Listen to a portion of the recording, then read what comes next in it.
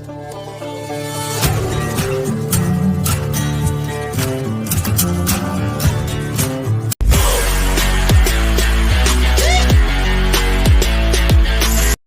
Result இப்பவே தெரிந்து கொண்ட காரணத்தால் தான் நீங்க பாக்குறீங்க ஓவரா புலம்ப ஆரம்பிச்சுட்டாரு பழனிசாமி. அதுல தன்னைத்தான பெரிய புலனாய்வு புலின்னு நினைச்சுக்கிட்டு காமெடி பண்ணிக்கிட்டு இருக்கிறாரு. கலைஞரும் வாஜ்பாயும் இருக்கிற போட்டோவை காண்பிச்சு நீங்க கூட்டணி வைக்கிறியா அப்படின்னு கேட்கிறாரு. நாங்க கூட்டணி வச்சமே தவிர பழனிசாமி மாதிரி அழகு வைக்கல, அதை புரிஞ்சுக்கீங்க.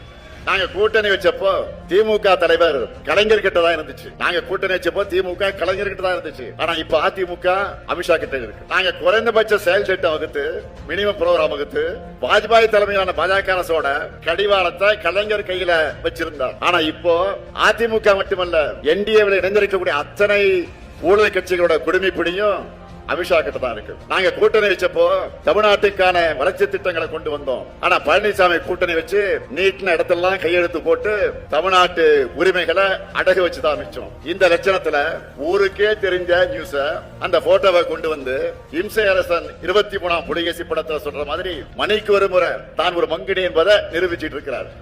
தலைமை பண்பும் அடக்கமும் இல்லாம சொந்த கட்சியினரே துரத்தி விட்டுட்டு சந்தர்ப்பத்துக்காக கூட்டணி கட்சிகளுக்கு கூட துரோகங்கள் செஞ்ச பழனிசாமி இப்படி பேசாமல் இருந்தாலும் ஆச்சரியப்படணும். அதிமுகவில் இருந்து விலகினவங்க இன்றைக்கு தாய் கழகமான திராவிட முன்னேற்ற கழகத்துக்கு வரதை பார்த்து வயிறெறிஞ்சி இப்படி பேசி இருக்கிறார். திமுகவில் இருந்து பிரிஞ்சதுதான் அதிமுக. திராவிட இயக்க உணர்வில் இருந்து விலகி அந்த இயக்கத்தை தவறான பாதையில பழனிசாமி கொண்டு போகும்போது பலரும் விலகிறாங்க, நம்முடைய தாய் கழகத்துக்கு திரும்புறாங்க. இதுல தவறில்லையே.